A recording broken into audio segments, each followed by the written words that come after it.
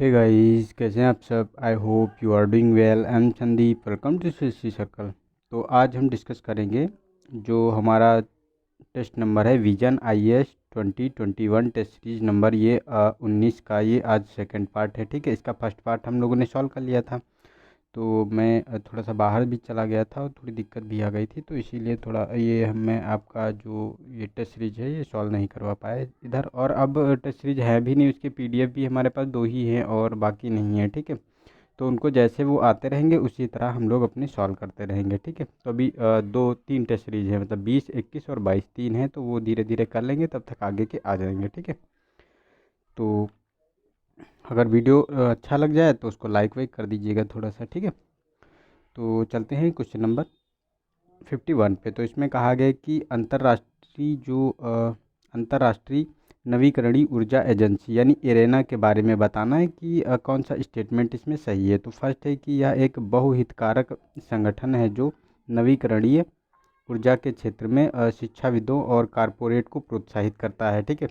Second है कि यह विश्व की बढ़ती आबादी के लिए स्वच्छ साधारणीय ऊर्जा उपलब्ध कराने के लिए प्रौद्योगिकी हस्तांतरण सुगम बनाता है, ठीक है। मतलब ये टेक्नोलॉजी है, इसको जो है ट्रांसफ़र करता है, उसको सुगम बनाता है। और थर्ड है कि यह भारत एरेना का एक संस्थापक सदस्य है। तो देखो, भारत जो ये एरेना का संस्थापक सदस्य है, ये तो हमारा सही है स्टेटमेंट। और सेकंड भी सही है, क्योंकि इसमें विश्व की बढ़ती आबादी के लिए स्वच्छ साधारणीय ऊर्जा उपलब्ध कराने के लिए ये टेक्नोलॉजी ट्रांसफ़र को सुगम बनाता है, ठीक है। लेकिन ये फर्स्ट वाला स्टेटमेंट ये गलत है, क्योंकि ये बहुहितकारक संगठन नहीं है, ये एक अंतर सरकारी संगठन है, ठीक है। जो जो इसका काम होता है, ये सहयोग, ज्ञान और नवीकरणीय ऊर्जा के स्तर पर ये काम करता है, ठीक है। तो ये हमारा फर्स्ट वाला स्टेटमेंट गलत हो गया, सेकेंड और थर्ड सही है। तो हमारा जो ऑप्शन बी वाला सही हो गया, ठीक है। नेक्स्ट है हमारा क्वेश्चन नंबर 52। तो इसमें कहा गया है कि घर के भीतर पाए जाने वाले एक महत्वपूर्ण वायु प्रदूषण जो रेडान है, रेडान के संदर्भ में बताना है कि कौन सा स्टेटमेंट हमारा सही है, ठीक है। तो इसमें अगर रेडान की बात की जाए तो यह यूरेनियम का प्राकृतिक क्षय से उत्पन्न होने वाली रेडियोधर्मी उत्कृष्ट गैस है, ठीक है। और सेकेंड है कि यह वायु की तुलना में हल्की होती है और घर के भीतर के वातावरण में तैरता है। थर्ड है कि यह भूमिगत पेयजल रेडान गैस का एक जो संभावित स्रोत है। तो देखो, ये भूमिगत जो कहा गया है तो ये तो हमारा सही है, क्योंकि भूमिगत पेयजल जो होता है उसी से रेडान का उत्सर्जन होता है, वही एक मतलब वो स्रोत है इसका। और ये जो यूरेनियम के प्राकृतिक क्षय से उत्पन्न होने वाली ये रेडियोधर्मी गैस है, ठीक है। तो फर्स्ट एंड थर्ड तो सही है, लेकिन ये सेकेंड गलत है, क्योंकि ये वायु से हल्का नहीं होता, ये वायु से भारी होता है, जो ये मतलब ज़मीन में बैठ जाता है, ठीक है। ये वायुमंडल में ज़्यादा देर तक तैरता नहीं रहता है। तो हमारा 1 और 3 स्टेटमेंट इसका सही है, तो हमारा सी वाला ऑप्शन इसका सही हो गया, ठीक है। नेक्स्ट है 53। तो इसमें कहा गया है कि ग्लोबल एनवायरनमेंट आउटलुक एक प्रमुख एकीकृत पर्यावरणीय आकलन है, ठीक है, जिसे प्रकाशित किया जाता है। तो किसके द्वारा इसका प्रकाशन किया जाता है। तो हमारा जो फर्स्ट है कि संयुक्त राष्ट्र पर्यावरण कार्यक्रम द्वारा, सेकेंड है कि विश्व बैंक विश्व आर्थिक मंच द्वारा, और विश्व बैंक सी ऑप्शन है। थर्ड है हमारा, फोर्थ है डी कि जलवायु परिवर्तन पर अंतर सरकारी पैनल के द्वारा, ठीक है। तो इसमें अगर बात करें कि ग्लोबल एनवायरनमेंट आउटलुक की, तो ये देखो, ये इसका जो 6 एडिशन था इसका, जो है इसको जो है पब्लिश किया गया था 2019 में, जो संयुक्त राष्ट्र पर्यावरण कार्यक्रम यानी UNEP के द्वारा, ठीक है। तो हमारा ए वाला ऑप्शन इसका सही है, तो हमारा ए ऑप्शन सही हो गया। नेक्स्ट है 54। तो इसमें कहा गया है कि डॉप्सन यूनिट और हैलोजन स्रोत गैसें संदर्भित करती हैं। तो ये किसको संदर्भित करती हैं, इसके बारे में हमको बताना है, ठीक है। तो फर्स्ट है कि ओजोन परत के ह्रास से और ग्रीन हाउस प्रभाव से, जल में पारद प्रदूषण से, या डी ऑप्शन है हमारा कि भूजल में आर्सेनिक प्रदूषण से, ठीक है। तो देखो, ये जो डाप्सन यूनिट है ये क्या करती है, ओजोन की जो परत की मोटाई नापने का काम करती है। और हैलोजन जो गैसें होती हैं ये ओजोन जो परत होती है इसको ह्रास मतलब इसका क्षरण करती हैं, इसको डिप्लॉयड करती हैं, ठीक है। तो हमारा ए वाला ऑप्शन इसका सही है। और ओजोन परत के ह्रास मतलब डिप्लीशन, ओजोन डिप्लीशन की बात करते हैं, ठीक है। तो ए वाला ऑप्शन सही हो गया। नेक्स्ट है 55।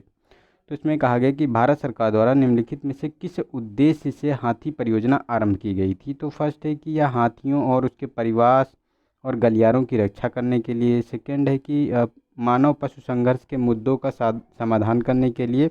और थर्ड है कि जो ये पालतू पालतू हाथियों के कल्याण में सहायता करने के लिए। तो देखो ये तीनों स्टेटमेंट हमारे सही हैं, क्योंकि जो हाथी परियोजना ये आई थी 1992 में आई थी, ठीक है, ये हाथी प्रोजेक्ट के अंतर्गत। तो उसमें ये तीनों मेंशन है, ठीक है। तो हमारा डी वाला ऑप्शन इसका सही हो गया। नेक्स्ट है हमारा 56। तो इसमें कहा गया है कि हाल ही में सबसे लंबे समय तक प्रवास करने वाले छोटे पक्षियों में से एक विलो बार्लर यानी फैलो स्कोप से ट्रिकल्स को भारत में पहली बार देखा गया है। तो इसके बारे में बताना है कि ये मतलब इसके जो स्टेटमेंट दिए हैं कौन सा सही है, ठीक है। तो इसमें देखो फर्स्ट है कि यह भरतपुर पक्षी अभ्यारण्य राजस्थान में देखा गया है, ठीक है। सेकंड है कि यह संकटापन्न जो प्रजातियों की जो रेड लिस्ट होती है IUCN की, उसमें अत्यंत संकटग्रस्त प्रजाति के रूप में सूचीबद्ध है, ठीक है। तो इसमें कौन सा ये स्टेटमेंट हमारा सही है? तो देखो IUCN के अंतर्गत नहीं है। ये जो IUCN जो है इसमें रेड लिस्ट में जो क्रिटिकली इंडेंजर्ड नहीं है, ये लीस्ट कंसर्न की श्रेणी में आता है, ठीक है। तो ये गलत हो गया हमारा सेकेंड वाला। और जो फर्स्ट वाला कहा गया है कि ये जो भरतपुर पक्षी अभयारण्य राजस्थान में देखा गया, तो नहीं, ये गलत है। ये भरतपुर पक्षी अभयारण्य में नहीं देखा गया है। ये केरल के जो वेल्ली यानी जो जो वेल्ली यानी एक मतलब जो वहाँ झील है, ठीक है, उसी के पास पाया जाता है, जो धान के खेतों के आसपास ये मतलब देखी जाती है, ठीक है। तो ये मतलब फर्स्ट और सेकंड दोनों गलत है। तो हमारा डी वाला ऑप्शन सही है, ठीक है। तो ये केरल में देखा गया है, ना कि जो राजस्थान में, ठीक है। नेक्स्ट है 57। तो इसमें कहा गया है कि एकीकृत प्रबंधन सोसाइटी के बारे में बताना है हमें कि कौन सा स्टेटमेंट हमारा सही है, ठीक है। तो फर्स्ट है कि जो एकीकृत जो तटीय प्रबंधन सोसाइटी एकीकृत तटीय क्षेत्र प्रबंधन परियोजना को राष्ट्रीय परियोजना प्रबंधन इकाई है, ठीक है। सेकंड है कि इसका उद्देश्य उन्नत जो प्रौद्योगिकी संरक्षण प्रवर्तन के माध्यम से जो CRZ यानी तटीय विनिमय क्षेत्र के जांच की उल्लंघन करना है, ठीक है। और थर्ड है कि इसकी स्थापना पर्यावरण वन एवं जलवायु परिवर्तन मंत्रालय के तत्वाधान में की गई है, कि मतलब उसके अंतर्गत की गई है। तो देखो ये तो सही है, क्योंकि ये पर्यावरण वन एवं जलवायु परिवर्तन मंत्रालय के अंतर्गत आता है, ठीक है। और ये जो तटीय प्रबंधन क्षेत्र यानी CRZ है, इसी के अंतर्गत ये जो उन्नत प्रौद्योगिकी सक्षम प्रबंधन के माध्यम से इसकी जांच की जाती है। तो ये भी हमारा सही है इसमें। और जो ये कहा गया है फर्स्ट वाला स्टेटमेंट, तो ये भी सही है हमारा, क्योंकि इसमें जो एकीकृत तटीय प्रबंधन सोसाइटी है, ये एकीकृत तटीय क्षेत्र प्रबंधन यानी ICGM परियोजना को राष्ट्रीय परियोजना प्रबंधन इकाई है ये, ठीक है। तो उसी के अंतर्गत ये काम करती है। तो तीनों स्टेटमेंट हमारे सही हैं, ठीक है। तो हमारा डी वाला ऑप्शन इसका सही हो गया, ठीक है। नेक्स्ट है हमारा क्वेश्चन नंबर 58। तो इसमें सोलर सिटी के बारे में बताना है, ठीक है, कौन सा स्टेटमेंट हमारा सही है। तो ऐसे शहर जिनका लक्ष्य पारंपरिक ऊर्जा की अनुमानित मांग में 10% की कमी लाना है, ठीक है। और सेकंड है कि इसका केवल 10 मिलियन से अधिक की आबादी वाले मेट्रो शहर सम्मिलित है इसमें, ठीक है। तो इसमें कौन सा स्टेटमेंट ये सही है? तो देखो इसमें जो ये कहा गया है कि 10%, तो नहीं, ये जो 10% का जो लक्ष्य है, ये जो कमी लाने की जो बात की गई है, ये मतलब 5 वर्षों में ये लक्ष्य रखा गया है, ठीक है। ये 5 वर्षों में 10% कमी लाने का लक्ष्य रखा गया है। तो ये हमारा गलत हो गया फर्स्ट वाला स्टेटमेंट, ठीक है। और इसमें केवल 10 मिलियन से अधिक आबादी वाले मेट्रो शहर शामिल है, तो नहीं, ये भी गलत है इसमें, ठीक है। इसमें सभी मतलब ज़्यादा से ज़्यादा मतलब मेट्रो शहरों को इसमें सम्मिलित किया गया है, जो मतलब इसमें आते हैं इसके अंतर्गत। तो दोनों मतलब ये स्टेटमेंट हमारे गलत हैं। तो हमारा डी वाला ऑप्शन इसका सही है, ठीक है। नेक्स्ट है हमारा 59। तो इसमें कहा गया है कि सूर्य मित्र कौशल विकास कार्यक्रम SSDP के बारे में हमको बताना है कि कौन सा हमारा स्टेटमेंट सही है, ठीक है। तो फर्स्ट है कि इसका उद्देश्य सौर ऊर्जा परियोजना के परिचालन और रख रखाव में युवाओं को कौशल प्रदान करना है, ठीक है। और सेकंड है कि इसका कार्यान्वयन राष्ट्रीय सौर ऊर्जा संस्थान द्वारा किया जा रहा है। तो इसमें जो ये दोनों स्टेटमेंट सही हैं, क्योंकि देखो इसमें जो ये इसका उद्देश्य ही है कि सौर ऊर्जा परियोजनाओं के परिचालन और रख रखाव में युवाओं को कौशल प्रदान करना, उनको मतलब बेरोजगार हैं तो उनको मतलब रोजगार प्रदान करना उसके माध्यम से, ठीक है। और ये जो कार्यान्वित किया जा रहा है, ये राष्ट्रीय सौर ऊर्जा संस्थान द्वारा कार्यान्वित किया जा रहा है। और ये योजना जो चलाई गई थी, ये 2013 में इसको स्टार्ट किया गया था और ये नवीकरणीय जो ऊर्जा मंत्रालय है, ठीक है, उसी के अंतर्गत ये काम कर रही है, ठीक है। तो हमारा सी वाला ऑप्शन सही है, दोनों स्टेटमेंट सही हैं। नेक्स्ट है हमारा 60 क्वेश्चन नंबर। तो इसमें कहा गया कि पर्यावरण संरक्षण अधिनियम 1986 के प्रावधानों के अंतर्गत निम्नलिखित में से किसे स्थापित किया गया है। तो फर्स्ट है कि पर्यावरण प्रदूषण रोकथाम एवं नियंत्रण प्राधिकरण, ठीक है। सेकेंड है कि राष्ट्रीय बाघ संरक्षण प्राधिकरण। थर्ड है कि केंद्रीय भूजल प्राधिकरण। फोर्थ है कि राष्ट्रीय गंगा परिषद। और फिफ्थ है कि केंद्रीय प्रदूषण नियंत्रण बोर्ड, ठीक है। तो इसको किसको मतलब इसके अंतर्गत रखा गया है, तो देखो इसके अंतर्गत अगर हम बात करें तो देखो ये जो पर्यावरण प्रदूषण एवं जो रोकथाम नियंत्रण प्राधिकरण है इसको रखा गया है, लेकिन ये जो बाघ संरक्षण है, ठीक है, इसको इसके अंतर्गत नहीं रखा गया है, तो ये हमारा गलत है। और जो केंद्रीय भूजल प्राधिकरण ये भी इसी के एक्ट के अंतर्गत आता है, ठीक है। और ये जो राष्ट्रीय गंगा परिषद है ये भी पर्यावरण संरक्षण अधिनियम 1986 के अंतर्गत आता है, लेकिन जो केंद्रीय प्रदूषण नियंत्रण बोर्ड है ये इसके अंतर्गत नहीं आता है, ठीक है। ये जो जल एक्ट जल प्रदूषण नियंत्रण जो अधिनियम आया था 1974 उसके अंतर्गत इसे प्रदूषण जो केंद्रीय प्रदूषण नियंत्रण बोर्ड को रखा गया है, ठीक है। तो ये हमारा ये भी गलत है, तो हमारा 1, 3 और 4 स्टेटमेंट सही है। तो 1, 3, 4 हमारा बी वाला ऑप्शन सही हो गया, ठीक है। और जो ये बाघ संरक्षण प्राधिकरण है इसे जो रखा गया है जो टाइगर संरक्षण के अंतर्गत जो 1972 में ये टाइगर प्रोजेक्ट चलाया गया था उसी के अंतर्गत इसकी स्थापना की गई थी, ठीक है।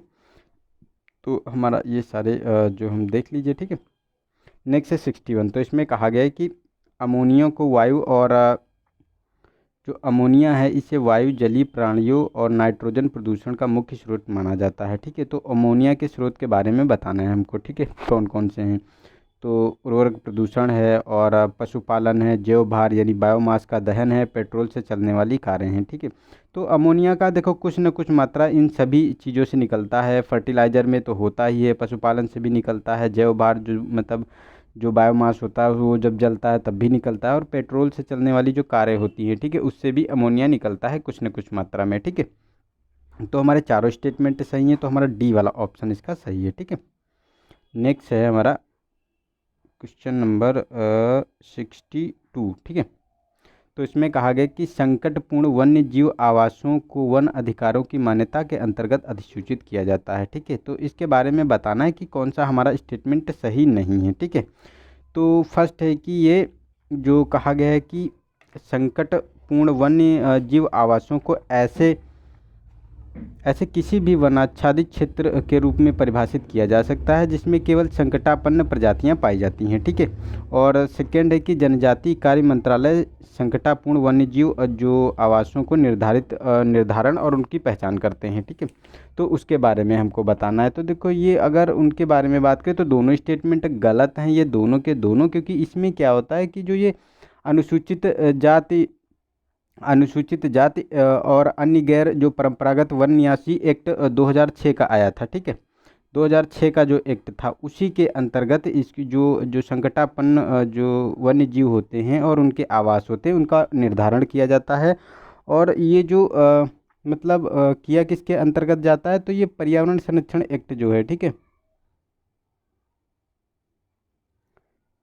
नहीं ये सॉरी ये एक्ट जो 2006 का है ये ना इसी के अंतर्गत इसका किया जाता है। और इसमें कौन कौन से शामिल होते हैं, तो जैसे राष्ट्रीय उद्यान हो गया, अभ्यारण्य हो गया, वाइल्ड लाइफ सेंचुरी हो गई, ठीक है। तो इनको सभी को उसमें देखो जंतु भी होते हैं और जो अन्य जो संकटापन्न जंतु होते हैं वो भी होते हैं, और जो मतलब संकटापन्न नहीं होते हैं मतलब जो डेंजर कैटेगरी में नहीं होते उन वो भी उसमें शामिल होते हैं। क्योंकि जब कोई क्षेत्र को जैसे वाइल्ड लाइफ सेंचुरी डिक्लेयर किया गया है, ठीक है, तो उसमें कई प्रकार के जीव जंतु पौधे और जंतु सब उसमें सम्मिलित होते हैं, ठीक है। तो ये गलत है, दोनों के दोनों स्टेटमेंट गलत पूछा गया है, तो हमारा सी वाला ऑप्शन सही हो गया इसका, ठीक है। नेक्स्ट है हमारा 63। तो इसमें कहा गया है कि निम्नलिखित कथनों पर विचार कीजिए, तो कौन सा इसमें स्टेटमेंट सही है, ठीक है। तो फर्स्ट है कि ध्वनि प्रदूषण विनिमय और नियंत्रण नियम 2000 को वायु प्रदूषण निवारण और नियंत्रण अधिनियम 1981 के प्रावधानों के अंतर्गत निर्मित किया गया है, ठीक है। सेकेंड है कि भारत में केंद्रीय जो प्रदूषण नियंत्रण बोर्ड अनुमत ध्वनि स्तर निर्धारित करने के लिए उत्तरदायी है। और जो ये थर्ड है कि औद्योगिक क्षेत्रों में दिन की अवधि के लिए अनुमानित ध्वनि का स्तर 150 डेसिबल होना चाहिए। ठीक है, तो देखो ये जो औद्योगिक क्षेत्र में दिन में जो होता है ये 150 नहीं होता है, ये 75 होता है। ठीक है, ये 75 होता है, और रात में अगर नाइट में बात करें तो ये 70 होना चाहिए। ठीक है, 70 डेसिबल।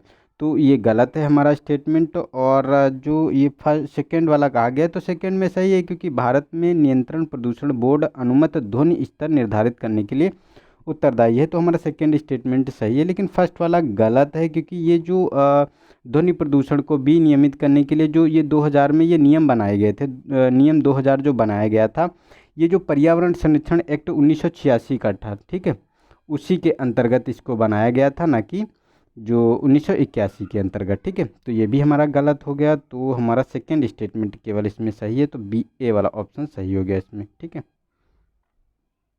नेक्स्ट है हमारा क्वेश्चन नंबर 64। तो इसमें खगोल विज्ञान के बारे में यारकोवस्की प्रभाव को बेहतर परिभाषित कर मतलब बेहतर रूप से परिभाषित किया जा सकता है। तो किसके द्वारा, मतलब ये कौन सा स्टेटमेंट है जो ये यारकोवस्की जो प्रभाव को अच्छे से डिफाइन कर रहा है। ठीक है, तो ए ऑप्शन है हमारा पृथ्वी के जो परिक्रमण पर जेवियन ग्रहों के गुरुत्वाकर्षण बलों के प्रभाव के रूप में। ठीक है, बी है हमारा सूर्य का प्रकाश अवशोषित और निर्मुक्त होने पर किसी वस्तु पर जो लगने वाला बल के रूप में। और सी है कि वायुमंडलीय जो विक्षोभ के कारण रात्रिकालीन आकाश में ग्रहों की अदृश्यता के कारण। और डी है कि पृथ्वी के चुंबकीय क्षेत्र द्वारा सौर उपकरणों के परिरक्षण के रूप में। ठीक है, तो इसमें कौन सा स्टेटमेंट इसका ये मतलब इसमें अच्छे से इसको डिफाइन करता है। तो देखो अगर हम इसकी बात करें तो इसमें जो ये जो सूर्य का प्रकाश अवशोषित और निर्मुक्त होने पर किसी वस्तु पर लगने वाले बल के रूप में जो होता है उसी को यारकोवस्की प्रभाव बोलते हैं, यानी यारकोवस्की इफेक्ट बोलते हैं। ठीक है, तो ये बी ऑप्शन इसका सही हो गया। नेक्स्ट है 65। तो इसमें कहा गया कि प्रायः सुर्खियों में रहा पद TX2 संदर्भित करता है। तो किसको मतलब ये बताता है, किसके बारे में बात करता है। तो ए ऑप्शन है कि वर्ष 2030 तक टीबी के प्रभावित जो रोगों की संख्या आधी करने से। ठीक है, बी है कि वर्ष 2022 तक बाघों की आबादी दोगुनी करने से। और सी है कि भारत में बुलेट ट्रेन में निवेश को दोगुना करने से। और डी है कि जो 2022 तक इंटरनेट तक पहुंच करने वाले व्यक्तियों की संख्या दोगुनी करने से। तो ये किससे संबंधित है। ठीक है, तो अगर हम इसकी बात करें तो देखो ये बाघों की जो आबादी थी उसको दोगुनी करने के संबंधित ये मतलब TX2 था। ठीक है, क्योंकि ये अभी सुर्खियों में बहुत ज़्यादा रहा है, क्योंकि अभी एक जो ये मतलब अंतर्राष्ट्रीय जो टाइगर TX2 अंतर्राष्ट्रीय पुरस्कार है, जो टाइगर की संख्या दो जो मतलब वाइल्ड लाइफ सेंचुरी या अभ्यारण्य जो भी है जिसने अपनी दोगुनी संख्या उससे पहले पूरी कर ली है। ठीक है, उसको दिया जाता है। तो ये पहला पुरस्कार दिया गया है भारत में जो ये पीलीभीत टाइगर रिजर्व है। ठीक है, इसने 4 साल में अपनी जो है संख्या दोगुनी कर ली है। ठीक है, इसीलिए उसको दिया गया है। तो ये बहुत ज़्यादा न्यूज में है, तो ऐसे क्वेश्चन आ सकते हैं। ठीक है, तो हमें पता भी नहीं चलेगा TX2 है क्या एक्चुअली में। ठीक है, तो ये बाघों की संख्या दोगुनी करने पे ये पुरस्कार दिया जाता है। ठीक है, नेक्स्ट है हमारा क्वेश्चन नंबर 62। तो इसमें कहा गया कि हाल ही में सुर्खियों में रहा ऑपरेशन थंडर। तो ये ऑपरेशन थंडर क्या है इसके बारे में बताना है। तो ए ऑप्शन है कि महासागर में डकैती रोधी चलाया गया सैन्य ऑपरेशन है। ठीक है, बी ऑप्शन है कि उष्णकटिबंधीय चक्रवातों से प्रभावित जिलों से भारतीय नागरिकों को निकालने हेतु चलाया गया भारतीय सशस्त्र बलों का ऑपरेशन है। और सी है कि पर्यावरणीय अपराधों के विरुद्ध चलाया गया बहुसंगठन ऑपरेशन है। और डी है कि अम्ल वर्षा के प्रभाव को कम करने के लिए चलाया गया ऑपरेशन है। ठीक है, तो ये किसके बारे में बात करता है। ठीक है, तो अगर इसके बारे में बात करें जो ये ऑपरेशन थंडर है तो ये चलाया गया था पर्यावरणीय अपराधों के विरुद्ध चलाया गया एक बहुसंगठन ऑपरेशन था। ठीक है, इसी को चलाया गया था। तो ये इसमें ये ऑपरेशन चलाया किसने था, तो ये चलाया था इंटरपोल और विश्व सीमा शुल्क संगठन जो है। ठीक है, इसने चलाया था इसको। और ये 2020 में संगठन मतलब ये ऑपरेशन चलाया गया था। और इसमें जो ये 103 देश टोटल शामिल थे। ठीक है, जो इसको चलाया गया था। ठीक है, नेक्स्ट है हमारा 67। तो इसमें कहा गया कि निम्नलिखित में से कौन सा वन्य जीव संरक्षण अधिनियम 1972 की सूची 4 में मतलब सूची 6 में वर्णित है। ठीक है, तो इसको बताना है। तो कौन मतलब उसमें नहीं है, तो ब्लू बैंडा है, घटपर्णी है, लेडी स्लीपर आर्किड है और लेंटाना कैमरा है। ठीक है, तो इसमें देखो ये जो डी ऑप्शन है लेंटाना कैमरा, ये उसमें सूची 6 में वर्णित नहीं है, क्योंकि ये विदेशी एक जो खरपतवार है। ठीक है, वीडीसाइड है। ठीक है, और ये सारे देसी हैं जिनका इस्तेमाल किया जाता है किसी न किसी चीज़ में। ठीक है, तो उसी के बारे में है। तो ये तीनों स्टेट ऑप्शन ऊपर के सही हैं, लेकिन डी वाला जो है हमारा ये उसमें शामिल नहीं है। ठीक है, नेक्स्ट है हमारा 68। तो इसमें कहा गया है कि कोविड-19 से संबंधित निदान परीक्षणों आरटी-पीसीआर और आरटी लैंप के बारे में बताना है कि कौन सा स्टेटमेंट सही है। तो फर्स्ट है कि आरटी-पीसीआर की तुलना में आरटी लैंप कम समय में निदान परीक्षण का परिणाम प्रदान करता है। ठीक है, सेकेंड है कि आरटी लैंप अधिक महंगा होता है, इसके लिए आरटी-पीसीआर की तुलना में अपेक्षाकृत उच्च स्तरीय प्रयोगशाला की आवश्यकता होती है। ठीक है, तो देखो ये गलत स्टेटमेंट है, क्योंकि आरटी-पीसीआर जो होता है ये महंगा होता है, आरटी-पी जो लैंप होता है। ठीक है, तो ये सस्ती विधि है और आरटी-पीसीआर महंगी है। ठीक है, तो ये गलत है हमारा स्टेटमेंट। ठीक है, सेकेंड वाला। और फर्स्ट में जो कहा गया कि आरटी-पीसीआर की तुलना में आरटी लैंप कम समय में जो निदान परीक्षण का को जो परिणाम होता है वो जल्दी मतलब प्रदान करता है। ठीक है, तो ये हमारा फर्स्ट वाला ए वाला ऑप्शन इसका सही है, और सेकेंड वाला तो हमारा गलत हो गया इसमें। ठीक है, तो ये सस्ती है प्रणाली आरटी-पीसीआर लैंप। ठीक है,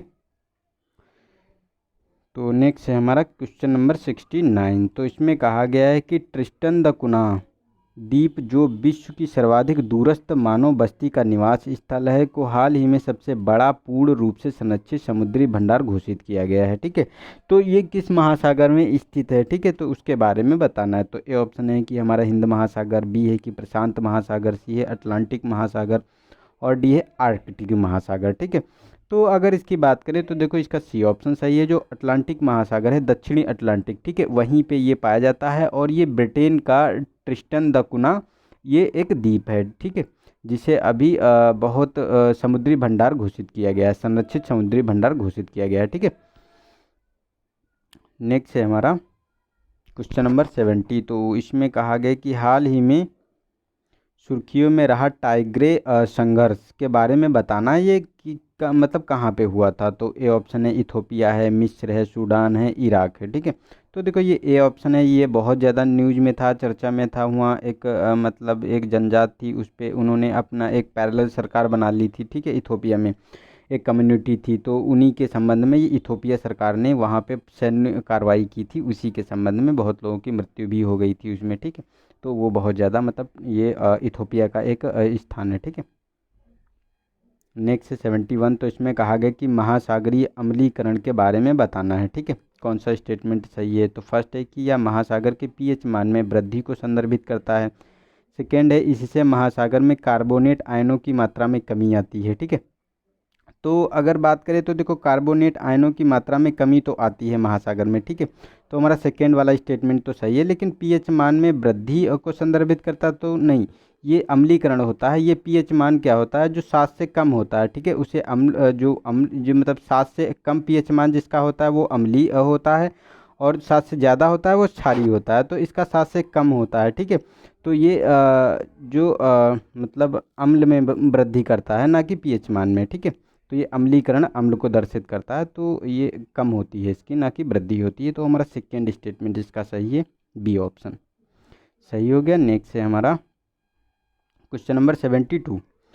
तो इसमें कहा गया है कि निम्नलिखित में से कौन सी बाह्य स्थानीय जैव जो उपकरण तकनीकी है। ठीक है, तो बाह्य स्थानीय के बारे में बताना है, मतलब XC2।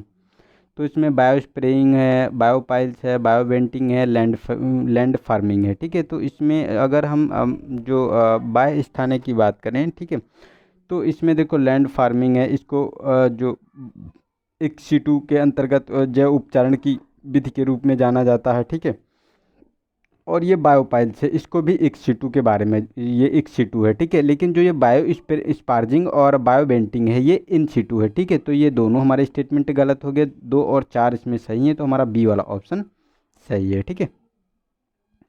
और इसे कई बार हम लोगों ने डिटेल में डिस्कस किया है, तो आप लोग बताइए एक्सिटू और इंसिटू होता क्या है एक्चुअली में, ठीक है, जो जैव उपचारण की ये विधियाँ हैं। नेक्स्ट है हमारा 73rd, तो इसमें कहा गया है कि वैश्विक जलवायु जोखिम सूचकांक जारी किया जाता है, तो किसके द्वारा जारी किया जाता है, तो ए ऑप्शन है कि हमारा संयुक्त राष्ट्र पर्यावरण कार्यक्रम UNEP द्वारा। सेकेंड भी है ग्रीन पीस द्वारा। सी है जर्मन वॉच और जलवायु परिवर्तन पर अंतर सरकारी पैनल IPCC द्वारा, ठीक है। तो अगर ये बात करें कि जो ये भी 2020 में ये जो रिपोर्ट जो वैश्विक जलवायु जोखिम सूचकांक है, ठीक है, इसको प्रदर्शित गया था, मतलब प्रकाशित किया गया था, और इसे जर्मन वॉच द्वारा प्रकाशित किया जाता है, ठीक है। तो हमारा जो ये सी ऑप्शन इसका सही हो गया। नेक्स्ट है 74, इसमें कहा गया कि हिंद महासागर आयोग, तो हिंद महासागर आयोग यानी IOC के बारे में बताना है, कौन सा स्टेटमेंट हमारा सही है। तो फर्स्ट है कि IOC अफ्रीका का एकमात्र क्षेत्रीय संगठन है जिसमें अनन्य रूप से द्वीपीय राष्ट्र शामिल हैं, ठीक है। सेकेंड है कि इसका उद्देश्य अपने जो सदस्य राष्ट्रों के बीच सामाजिक, आर्थिक और सांस्कृतिक संबंधों को सुदृढ़ बनाता है, मतलब मजबूत करता है। और थर्ड है कि हाल ही में भारत इस संगठन में पर्यवेक्षक का दर्जा प्राप्त किया गया है, ठीक है, मतलब भारत को पर्यवेक्षक का यानी जो ऑब्जर्वेटरी जो दर्जा दिया गया है इसको भारत को, ठीक है। तो ये तीनों स्टेटमेंट सही हैं, क्योंकि भारत का ये मतलब अफ्रीका का एकमात्र संगठन है जिसमें जैसे ये मेडागास्कर हो गया और मॉरिशस है, ये जो छोटे छोटे द्वीप है ना, उनको शामिल किया गया है इसमें, ठीक है। और सेकेंड भी सही है और थर्ड भी सही है स्टेटमेंट, क्योंकि इंडिया को अभी ऑब्जर्वेशन का इसमें दर्जा दिया गया है, ठीक है। तो तीनों स्टेटमेंट सही है, तो हमारा सी वाला ऑप्शन इसका सही हो गया। नेक्स्ट है हमारा क्वेश्चन नंबर 75। तो इसमें कहा गया है कि यूनेस्को के मानव और जैव मंडल कार्यक्रम के बारे में यानी मैप के बारे में बताना है, जो यूनेस्को का कार्यक्रम है, ठीक है, कि कौन सा स्टेटमेंट सही है। तो इसका उद्देश्य मानव के रहने योग्य आधारभूत वातावरण सुनिश्चित करते हुए जीव मंडल पर मानव जनित प्रभाव का आकलन करना है, ठीक है। सेकेंड है कि लीना कार्य योजना में मैब रणनीति का प्रभाव कार्यान्वयन सुनिश्चित करने के उद्देश्य से कार्रवाइयों का एक व्यापक समुच्चय सम्मिलित है इसमें, ठीक है। तो अगर इसमें बात करें तो देखो जो फर्स्ट वाला स्टेटमेंट है इसका, ठीक, ये तो हमारा सही है, क्योंकि इसका उद्देश्य ये है कि मानव के रहने योग्य आधारभूत वातावरण सुनिश्चित कराते हुए जो जीव मंडल पर मानव जनित प्रभाव का आकलन करना होता है। और सेकेंड भी सही है, क्योंकि लीमा कार्य योजना में मैब जो ये रणनीति थी इसे प्रभावी कार्यान्वयन सुनिश्चित करने के उद्देश्य से कार्रवाई का एक व्यापक समुच्चय इसमें सम्मिलित किया गया था। तो ये हमारे दोनों स्टेटमेंट सही है, तो सी ऑप्शन इसका सही हो गया, ठीक है। नेक्स्ट है 76, तो इसमें कहा गया कि निम्नलिखित में से किसका प्रयोग संदूषण मृदा उपचार में किया जाता है। तो जियोलाइट है, बायोचार है, पॉलीक्लोरीनेटेड बायोफिनाइल है, और एल्युमिनियम स्तंभिक मृतिका यानी पिलर्ड क्ले, ठीक है। तो इसमें अगर जो संदूषित मृदा उपचार के बारे में अगर बात करें तो इसमें जियोलाइट का प्रयोग किया जाता है, बायोचार का भी उपयोग किया जाता है, और ये जो एल्युमिनियम स्तंभिक मृतिका है इसका भी इस्तेमाल किया जाता है। लेकिन जो ये पॉलीक्लोरीनेटेड बायोफिनाइल है इसका इस्तेमाल इसमें नहीं किया जाता है, तो ये हमारा गलत स्टेटमेंट है। तो हमारा 1, 2 और 4, 1, 2 और 4, तो ए ऑप्शन हमारा इसका सही हो गया, ठीक है। नेक्स्ट चलते हैं आगे। तो आगे हमारा 77 क्वेश्चन है। तो इसमें कहा गया कि पारदर्शिता के लिए क्षमता निर्माण पहल CBIT के बारे में बताना है, कौन सा स्टेटमेंट हमारा सही है, ठीक है। तो फर्स्ट है कि इसकी स्थापना पेरिस समझौते की बढ़ी हुई पारदर्शिता आवश्यकताओं को पूरा करने हेतु विकासशील देशों की संस्थागत और तकनीकी क्षमताओं को सुदृढ़ करने के लिए की गई थी, ठीक है। और सेकेंड है कि CBIT के लिए ट्रस्ट कोष को वैश्विक पर्यावरण सुविधा द्वारा प्रकाशित किया जाता है, यानी जो ग्लोबल इन्वायरमेंट फैसिलिटीज़ है, ठीक है, उसके बारे में। तो इसमें कौन सा ये स्टेटमेंट सही है आपकी हिसाब से, ठीक है। तो अगर बात करें तो ये दोनों स्टेटमेंट सही है, क्योंकि CBIT को जो ये जो ग्लोबल पर्यावरण सुविधा यही इसको प्रशासित करती है, ठीक है। और ये पेरिस समझौते में बढ़ी हुई पारदर्शिता की आवश्यकता को पूरा करने के लिए विकासशील देशों की एक संस्थागत और तकनीकी क्षमताओं को सुदृढ़ करने के लिए लाई गई थी। ठीक है, तो ये हमारा सी वाला ऑप्शन सही हो गया, सारे दोनों स्टेटमेंट हमारे सही हैं इसके। ठीक है, नेक्स्ट है हमारा क्वेश्चन नंबर 78। तो इसमें कहा गया है कि अनुसूचित जनजाति और अन्य परंपरागत वन निवासी वन अधिकार की मान्यता अधिनियम 2006 के अंतर्गत वन निवासियों को निम्नलिखित में से कौन से अधिकार दिए गए हैं। ठीक है, तो फर्स्ट है कि वन भूमि पर निजी और साझा स्वामित्व के अंतर्गत अधिकार रखने और वास करने का अधिकार। सेकेंड है कि गौड़ वनों उपज पर स्वामित्व रखने, एकत्र करने का उपयोग करने और निपटान करने का अधिकार है। थर्ड है कि जैव विविधता तक पहुंच का अधिकार और जैव विविधता और सांस्कृतिक विविधता से संबंधित बौद्धिक संपदा पारंपरिक ज्ञान का समुदाय का अधिकार। ठीक है, तो ये भी अधिकार, ये तीनों के तीनों स्टेटमेंट सही हैं, क्योंकि ये जो एक्ट आया था 2006 में, इसमें मतलब ये बाद में संशोधन करके ये मतलब उनको अधिकार दिए गए हैं। तो ये तीनों स्टेटमेंट हमारे सही हैं, तो हमारा हो गया डी वाला ऑप्शन। ठीक है, डी वाला इसका ऑप्शन सही हो गया, तीनों के तीनों स्टेटमेंट सही हैं। नेक्स्ट है 79। तो बार्न कन्वेंशन के बारे में बताना है। ठीक है, तो फर्स्ट है कि यह प्रवासी प्रजातियों के संरक्षण हेतु समर्पित एकमात्र वैश्विक सम्मेलन है। सेकेंड है कि यूएनईपी के तत्वाधान में एक पर्यावरण संधि है ये। ठीक है, तो इसमें बताना है कि कौन सा हमारा स्टेटमेंट सही है। तो दोनों सही हैं, क्योंकि ये एक प्रवासी जो प्रजातियां होती हैं, जैसे एक जगह से दूसरी जगह से प्रवास करती हैं। ठीक है, तो उसी के संबंध में ये बॉर्न कन्वेंशन है और ये यूएनईपी के तत्वाधान में एक पर्यावरण संधि के रूप में काम करती है। तो हमारा ये सी वाला ऑप्शन सही हो गया। ठीक है, दोनों स्टेटमेंट सही हैं। नेक्स्ट है हमारा 80 क्वेश्चन नंबर। तो इसमें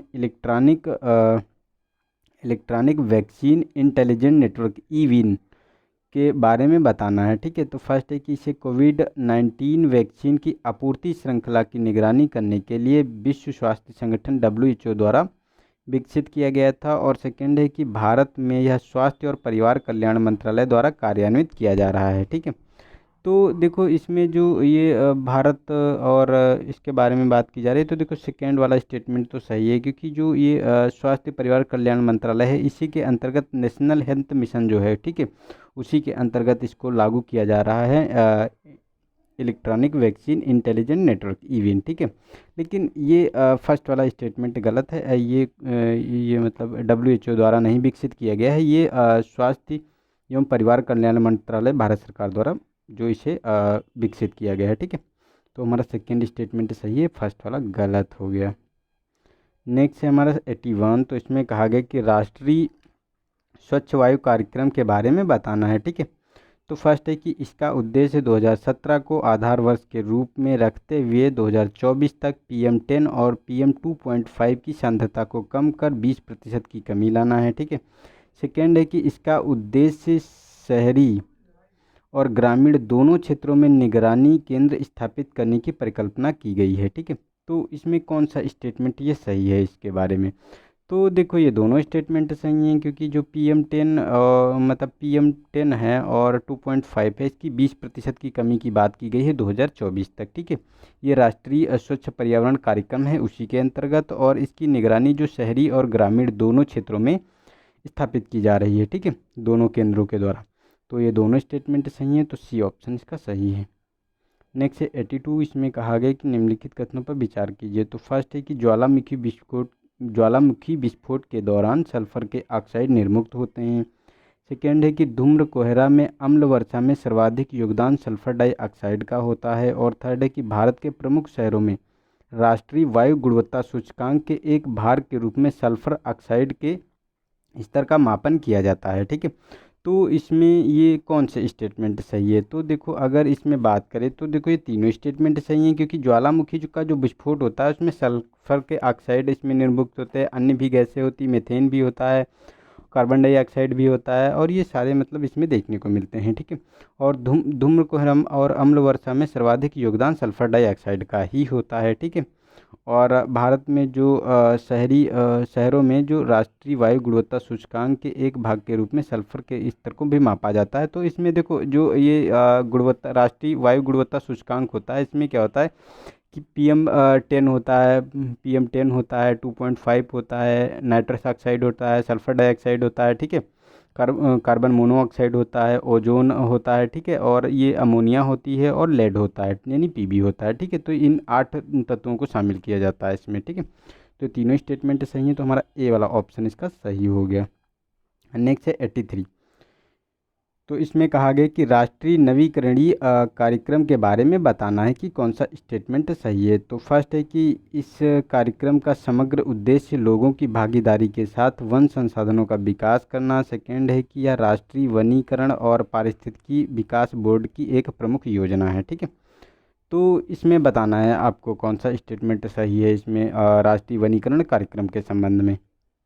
तो अगर इसके बारे में बताएं तो दोनों स्टेटमेंट सही है, क्योंकि ये जो कार्यक्रम है समग्र उद्देश्य लोगों को की भागीदारी के साथ वन संसाधनों का विकास करना है, और साथ ही साथ जो राष्ट्रीय वनीकरण और पारिस्थितिकी विकास बोर्ड की एक प्रमुख ये योजना भी है, ठीक है। तो ये हमारा सी ऑप्शन सही हो गया, दोनों स्टेटमेंट ये हमारे सही हैं इसके संबंध में, ठीक है। नेक्स्ट है हमारा 84। तो इसमें कहा गया है कि तटीय विनिमय क्षेत्र अधिसूचना 2018 के संबंध में बताना है कि कौन सा स्टेटमेंट हमारा सही है इसमें, ठीक है। तो इसमें देखो यह फर्स्ट है कि यह पर्यावरण संरक्षण अधिनियम 1986 के अंतर्गत जो प्रावधान है उसी के अंतर्गत ये जो तटीय विनिमय क्षेत्र अधिसूचना आई है, ठीक है। सेकेंड है कि सभी द्वीपों के लिए 100 मीटर का नो डेवलपमेंट जोन निर्धारित किया गया है। और थर्ड है कि यह तटों के साथ विनियमित यानी रेगुलेशन डेवलपमेंट के लिए 1991 के विकास नियंत्रण विनिमय स्तर के अनुसार फ्लोर स्पेस इंडेक्स को रोक दिया गया है, ठीक है। तो देखो ये जो कहा गया है कि ये रोक दिया गया है, तो नहीं, इसे रोका नहीं गया है, ये कंटिन्यू है, ठीक है। तो ये हमारा गलत हो गया, ये रोका नहीं गया है, ये कंटिन्यू है, जो 1991 के विकास नियंत्रण रेगुलेशन थे, ठीक है, उसी के मानक पर निर्धारित है। और जो ये द्वीप होते हैं उसमें क्या होता है कि जो नो डेवलपमेंट जोन होता है इसे 20 मीटर तक रखा गया है, ना कि 200 मीटर तक, ठीक है। तो ये गलत हो गया हमारा। तो फर्स्ट वाला स्टेटमेंट सही है, क्योंकि जो ये तटीय विनिमय क्षेत्र अधिसूचना आई है, ठीक है, ये जो पर्यावरण संरक्षण एक्ट 1986 का है उसी के प्रावधान के अंतर्गत आई है, ठीक है।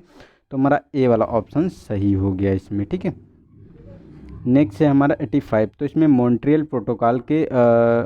प्रोटोकॉल में किए गए किगाली संशोधन के बारे में बताना है हमको, ठीक है। तो फर्स्ट है कि इसका उद्देश्य वर्ष 1945 तक हाइड्रोक्लोरोकार्बन यानी HFC के उपयोग को पूर्णतः समाप्त करना था, ठीक है, सॉरी,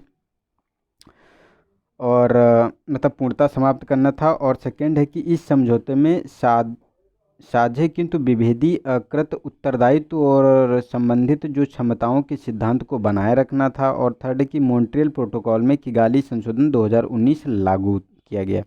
तो देखो ये थर्ड तो सही है, सेकेंड भी सही है, क्योंकि इसमें जो इसके जो विभेदीकरण का उत्तरदायित्व संबंधित क्षमताओं के सिद्धांत को बनाए रखा गया था, और ये किगाली संशोधन 2019 में लागू किया गया, ठीक है। लेकिन जो ये फर्स्ट वाला स्टेटमेंट है ये गलत है, क्योंकि जो HFC का जो कहा गया था कि इसमें पूर्णतः समाप्त कर दिया जाएगा, तो नहीं, 1945 तक इसमें जो है कहा गया था कि 85% की कमी की जाए इसमें, ठीक है, पूर्णतः समाप्त करने की बात इसमें नहीं की गई है। तो हमारा 2 और 3 स्टेटमेंट सही है, फर्स्ट वाला गलत हो गया, तो हमारा बी ऑप्शन सही है, ठीक है। नेक्स्ट है 86। तो इसमें पर्यावरण वन एवं जलवायु परिवर्तन मंत्रालय ने निम्न प्रदूषण सूचकांकों वाले उद्योगों को स्वायत्त श्रेणी के रूप में वर्गीकृत किया है, ठीक है। तो इसमें कौन से औद्योगिक क्षेत्र सम्मिलित हैं, तो इसमें बताना है। तो देखो स्वायत्त श्रेणी में जो है, तो इसमें देखो चीनी उद्योग है, ठीक है, चाक उद्योग है, जैविक खाद है, और मतलब कोयला धावनी है, ठीक है। तो इसमें अगर स्वायत्त श्रेणी की बात की जाए तो इसमें देखो जो स्वायत्त श्रेणी में है ये चाक निर्माण और ये जैविक निर्माण, ठीक है, जैविक खाद, इसको इसमें इंक्लूड किया गया है। चीनी उद्योग और कोयला धावनी को इसमें इंक्लूड नहीं किया गया है। तो हमारा 2 और 3 स्टेटमेंट सही है। इसमें होता क्या है कि इसमें मतलब 4 श्रेणियाँ बनाई जाती हैं। एक तो रेड होती है, उसके बाद ऑरेंज होती है, ग्रीन होती है और वाइट होती है। तो वाइट वाले तो आप लोगों को देख लिया, ठीक है। लेकिन अगर रेड में बात करें तो चीनी उद्योग को रखा गया है रेड लिस्ट में, ठीक है। और ऑरेंज में ये कोयला और धावनी को रखा गया है ऑरेंज में, ठीक है। और ग्रीन में अगर बात करें तो जैसे चमड़ा उद्योग नहीं होते उनको ग्रीन में रखा जाता है, वाइट में चाक निर्माण और जैविक खाद ये वाले मतलब इनको रखा जाता है। ठीक है, तो हमारा सी ऑप्शन सही हो गया इसका। नेक्स्ट है हमारा 87, तो इसमें कहा है कि केंद्र सरकार ने राष्ट्रीय राजधानी क्षेत्र के आसपास के क्षेत्रों में जो वायु गुणवत्ता प्रबंधन के लिए आयोग का गठन करने के लिए एक अध्यादेश पारित किया है। ठीक है, तो इस संदर्भ में बताना है कि कौन सा स्टेटमेंट हमारा सही है अध्यादेश के बारे में। ठीक है, तो अगर इसके बारे में हम बात करें तो देखो इसमें जो केंद्रीय पर्यावरण वन एवं जलवायु परिवर्तन मंत्रालय, इस मंत्री के अध्यक्ष इस आयोग जो परिवर्तन मतलब सॉरी जल्दी जल्दी में बहुत कुछ नहीं यार, चलो कोई नहीं, सॉरी, दोबारा से डिस्कस कर लेते हैं। तो इसमें देखो जो ये आयोग बनाया गया है, ठीक है, वायु गुणवत्ता प्रबंधन के लिए, तो इस आयोग में केंद्रीय पर्यावरण वन एवं जलवायु मंत्री इस आयोग का अध्यक्ष होता है। ठीक है, सेकेंड है कि इस आयोग में राज्यों का कोई भी प्रतिनिधित्व शामिल नहीं है, तो ये गलत है। इसमें जो हितकारक राज्य होते हैं मतलब जो आसपास से जो एनसीआर वाला जो रीजन है, ठीक है, जहाँ पे जैसे आयोग का गठन किया गया है तो उसके वो हितधारक राज्य इसमें शामिल होते हैं, तो ये गलत स्टेटमेंट है। ठीक है, और जो ये कहा जा रहा है कि फर्स्ट वाला कि केंद्रीय पर्यावरण वन एवं जलवायु परिवर्तन मंत्री इसका अध्यक्ष होता है, तो ये भी गलत है इसमें, क्योंकि ये इसका अध्यक्ष नहीं होता है। जो भारत सरकार का सचिव या राज्य मुख्य सचिव होता है, ठीक है, वो लोग इसके जो है अध्यक्ष होते हैं, ना कि ये। ठीक है, तो दोनों स्टेटमेंट गलत हैं, तो हमारा इसमें सही हो गया डी वाला ऑप्शन। ठीक है, तो डी वाला ऑप्शन इसका सही है, कोई भी सही स्टेटमेंट नहीं है। नेक्स्ट है 88, तो इसमें कहा गया है कि निम्नलिखित कथनों पर विचार करना है। तो फर्स्ट है कि वैश्विक बाघ मंच है, वैश्विक बाघ पहल है, अंतर्राष्ट्रीय बाघ गठबंधन है। ठीक है, तो उपयुक्त पहलों में से कौन सी विश्व बैंक और विश्व पर्यावरण सुविधा के तत्वाधान में प्रारंभ की गई थी। तो अगर इसमें बात करें कि जो दोनों की ये संयुक्त जो संगठन है, तो ये देखो जो विश्व बाघ पहल है, ठीक है, ये जो इसके अंतर्गत प्रारंभ की गई थी वैश्विक पर्यावरण सुविधा और विश्व बैंक के अंतर्गत। ठीक है, लेकिन ये विश्व बाघ मंच ये इसके अंतर्गत नहीं है और अंतर्राष्ट्रीय बाघ संगठन भी गठबंधन भी इसके अंतर्गत नहीं है, तो ये दोनों स्टेटमेंट गलत हैं। सेकेंड वाला हमारा सही है, तो हमारा बी वाला ऑप्शन सही हो गया इसका। नेक्स्ट है 89, तो इसमें कहा गया कि जब गर्म जल को किसी जलीय पारतंत्र में विसर्जित किया जाता है तो जलीय जीवों में उपापचयन की दर और एंजाइम गतिविधियां कम हो जाती हैं। सेकेंड है कि जल में घुलित ऑक्सीजन की विलेयता कम हो जाती है। ठीक है, तो इसमें जो बात की जा रही कि जल में जो गर्म जल घोला जाता है जो किसी जलीय परतंत्र में, तो देखो ये तो सही बात है कि उसमें जो ऑक्सीजन की विलेयता होती है वो कम हो जाती है। ठीक है, तो सेकेंड स्टेटमेंट तो सही है और फर्स्ट वाला गलत है, क्योंकि जब जल में गर्म जल को जो जो किसी जलीय पारतंत्र में गर्म जल को उसमें डाला जाता है, ठीक है, तो उसकी जो उपापचय दर और एंजाइम की जो गतिविधियाँ होती है वो बढ़ जाती है, ना कि कम होती हैं। ठीक है, तो ये बढ़ जाती हैं, तो हमारा सेकेंड स्टेटमेंट केवल सही है, फर्स्ट वाला हमारा गलत है इसमें। ठीक है, नेक्स्ट है 90 क्वेश्चन नंबर, तो इसमें कहा गया कि निम्नलिखित कथनों पर विचार कीजिए। तो फर्स्ट है कि कणकीय पदार्थ 2.5 उन कणों को संदर्भित करता है जिनका व्यास 2.5 मिलीमीटर से कम होता है। ठीक है, सेकेंड है कि कीटनाशक से संबंधित अपशिष्ट डॉक्सिन का उत्पादन करते हैं और डाईऑक्सिन का उत्पादन करते हैं, और थर्ड है कि अम्ल वर्षा नाइट्रोजन सल्फर के ऑक्साइडों के कारण होती है। ठीक है, तो अगर इसमें बात करें तो देखो ये तो सही बात है, अम्ल वर्षा जो है नाइट्रोजन और सल्फर के ऑक्साइडों के कारण होती है, और कीटनाशक से संबंधित जो जो अपशिष्ट होते हैं, ठीक है, ये डाईऑक्सिन का जो है उत्पादन करते हैं, तो ये भी सही है। लेकिन ये जो फर्स्ट में कहा गया है ये स्टेटमेंट हमारा गलत है, क्योंकि इसमें जो 2.5 जो कणों को और इनका व्यास जो मिलीमीटर में कहा गया, तो नहीं, ये मिलीमीटर में इनका व्यास नहीं होता, इनका माइक्रोमीटर में होता है। ठीक है, तो ये गलत हो गया, तो ये माइक्रोमीटर में इनका कणकीय पदार्थों का जो ये व्यास होता है। ठीक है, तो ये गलत है, तो हमारा बी वाला ऑप्शन सही हो गया, 2 और 3। ठीक है,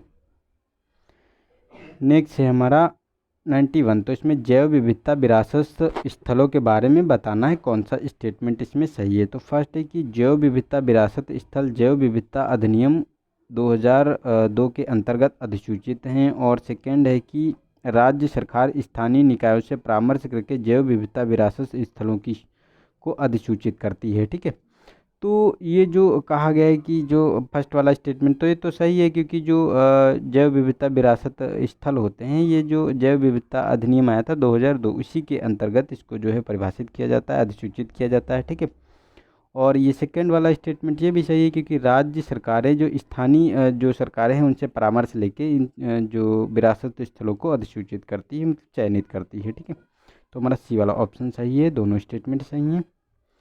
नेक्स्ट है 92, तो इसमें कहा गया है कि तीसरी पीढ़ी के जैव ईंधन के बारे में बताना है हमको। ठीक है, तो फर्स्ट है इन्हें ईंधन के रूप में संवर्धित किया जाता है और ये खाद्य स्रोतों से व्युत्पन्न किए जा सकते हैं। सेकेंड है कि इन्हें खाद्य उत्पादन के लिए अनुपयुक्त भूमि पर उगाया जा सकता है। और थर्ड है कि इनसे ईंधन की एक विस्तृत श्रृंखला जैसे डीजल, पेट्रोल, जेट ईंधन का विनिर्माण किया जाता है। ठीक है, तो देखो थर्ड वाला स्टेटमेंट सही है, क्योंकि इनकी ये विस्तृत श्रृंखला होती है जिसे डीजल, पेट्रोल और जेट का प्रयोग ईंधन के विनिर्माण में प्रयोग किया जा सकता है। ठीक है, और इन्हें जो खाद्य उत्पादन के लिए अनुपयुक्त भूमि होती है तो उन्हीं में उगाया जाता है। ये जैसे शैवाल होते हैं, ठीक है, इनका जो शैवाल आधारित जैव ईंधन होते हैं उन्हीं का प्रयोग किया जाता है। जो मतलब भूमि बेकार पड़ी होती है उसमें इसको उगाया जाता है। ठीक है, फर्स्ट वाला लेकिन गलत स्टेटमेंट है, इसमें जो कहा गया है तो ये जो खाद्य स्रोतों से भी उत्पन्न नहीं होते हैं, ये गलत है इसमें। ठीक है,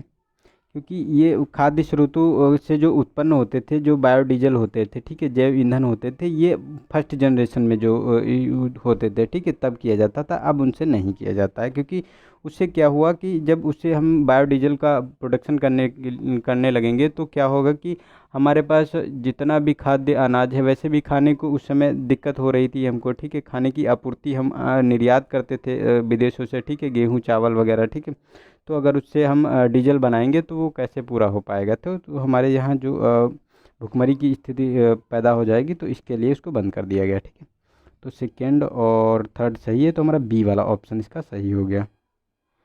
नेक्स्ट है 93, तो इसमें कहा गया है कि अंतर्राष्ट्रीय रसायन प्रबंधन पर रणनीतिक दृष्टिकोण के बारे में बताना है। तो फर्स्ट है कि यह संयुक्त राष्ट्र पर्यावरण कार्यक्रम का एक भाग है, यह साधारणी विकास पर वैश्विक शिखर सम्मेलन में जो अपनाया जाता है। और थर्ड है कि प्रोजेक्ट लेड इन कंपोनेंट की एक पहल है। ठीक है, तो इसके बारे में हमको बताना है कि कौन सा हमारा स्टेटमेंट इसमें सही है। तो देखो फर्स्ट वाला स्टेटमेंट तो सही है, क्योंकि ये जो अंतर्राष्ट्रीय रसायन प्रबंधन पर रणनीतिक दृष्टिकोण है ये संयुक्त राष्ट्र कार्यक्रम का एक भाग है। ठीक है, संयुक्त राष्ट्र पर्यावरण कार्यक्रम का। ठीक है, और सेकेंड में जो कहा गया ये गलत है, क्योंकि इसे जो अपनाया गया था साधारणी विकास पर वैश्विक शिखर सम्मेलन जो था, तो ये 2000 में हुआ था, 2006 में हुआ था, ना कि 2002 में। ठीक है, तो 2006 में अपनाया गया था, तो ये गलत हो गया स्टेटमेंट। और थर्ड वाला सही है, क्योंकि प्रोजेक्ट लेड इन पेड कंपोनेंट जो ये मतलब अंतर्राष्ट्रीय राष्ट्रीय प्रबंधन पर रणनीतिक दृष्टिकोण की एक पहल थी। तो ये एक और तीन स्टेटमेंट हमारा सही है, तो हमारा सी ऑप्शन सही हो गया इसका। ठीक है, नेक्स्ट है हमारा 94, तो इसमें कहा गया कि निम्नलिखित एजेंसियों संगठनों से किसने हाल ही में सैनिटाइजेशन एंड हाइजीन फंड आरंभ किया है। तो किसने ये मतलब किया है, तो नीति आयोग है, संयुक्त राष्ट्र संघ है, विश्व बैंक है, अंतर्राष्ट्रीय मुद्रा कोष है। ठीक है, तो इसमें अगर बात करें कि सैनिटाइजेशन और जो हाइजीन फंड है ये संयुक्त राष्ट्र संघ द्वारा जो बनाया गया है, तो हमारा जो ये बी वाला ऑप्शन सही हो गया इसका। ठीक है, नेक्स्ट है 95, तो इसमें कहा गया कि निम्नलिखित में से ग्रीन हाउस गैसों पर विचार कीजिए। तो मीथेन है, कार्बन डाइऑक्साइड है, नाइट्रस ऑक्साइड है, क्लोरोफ्लोरोकार्बन है। तो इसमें बताना है कि कुल विश्वव्यापी उष्णता यानी ग्लोबल वार्मिंग में उपयुक्त ग्रीन गैसों के सापेक्ष योगदान को अवरोही क्रम में व्यवस्थित कीजिए। मतलब अवरोही क्रम में क्या है कि मतलब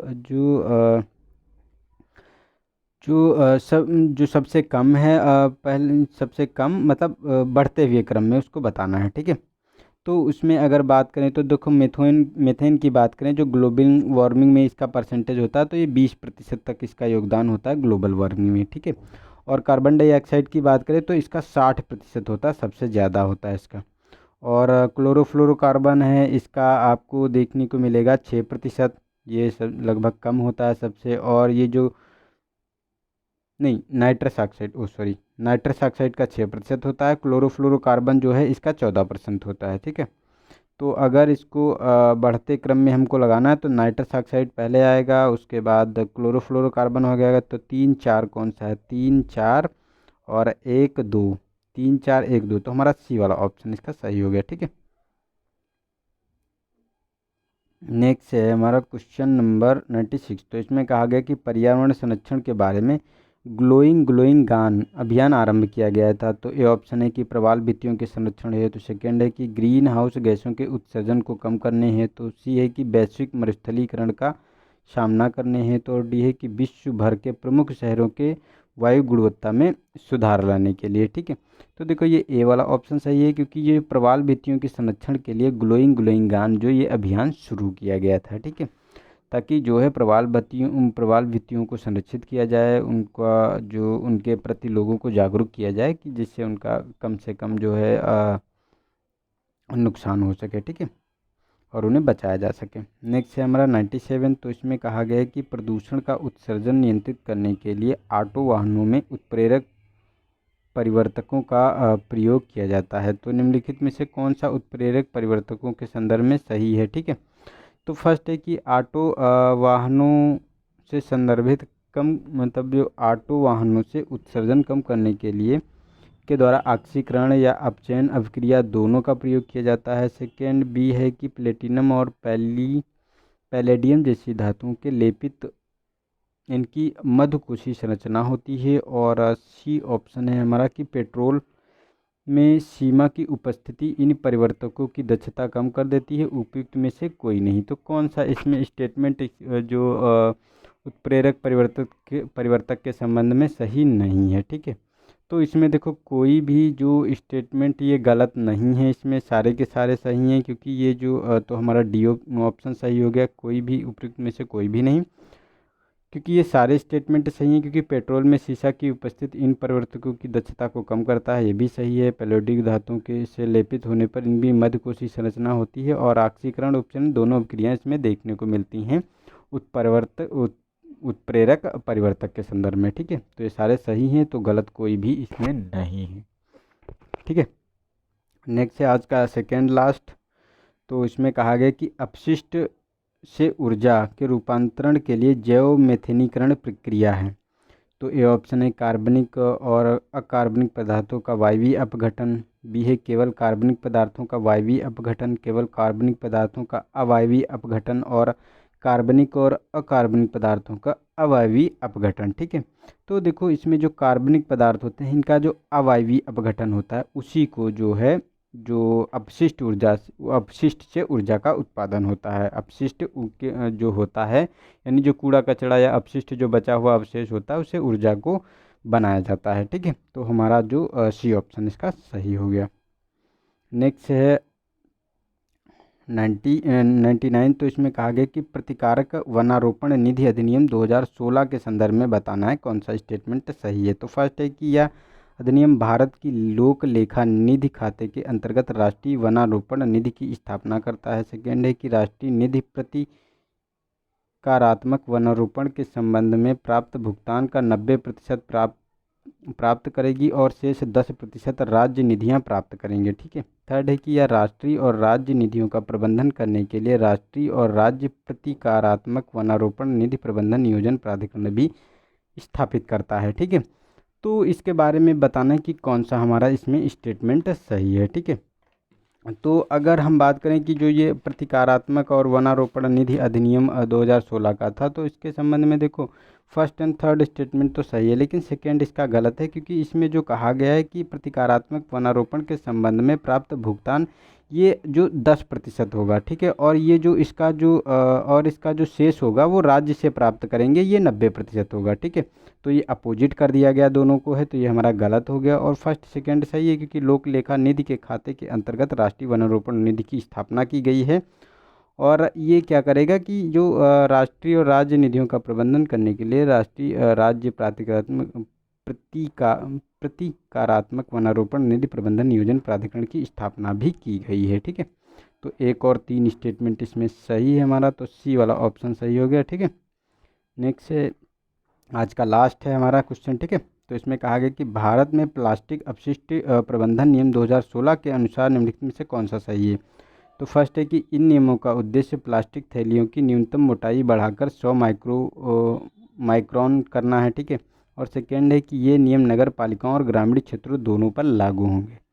तो देखो ये सेकंड स्टेटमेंट तो सही है कि ये नगर पालिकाओं और जो ग्रामीण क्षेत्र दोनों पे लागू होंगे, लेकिन जो इनकी मोटाई थी, मोटाई की जो बात की जा रही है, तो ये 100 माइक्रोन नहीं करनी है, ये 40 से बढ़ाकर 50 माइक्रोन करने की बात की जा रही है, ठीक है। तो ये गलत हो गया हमारा स्टेटमेंट। तो हमारा ये फर्स्ट वाला गलत है, सेकेंड वाला सही है, तो हमारा बी वाला ऑप्शन सही हो गया, ठीक है।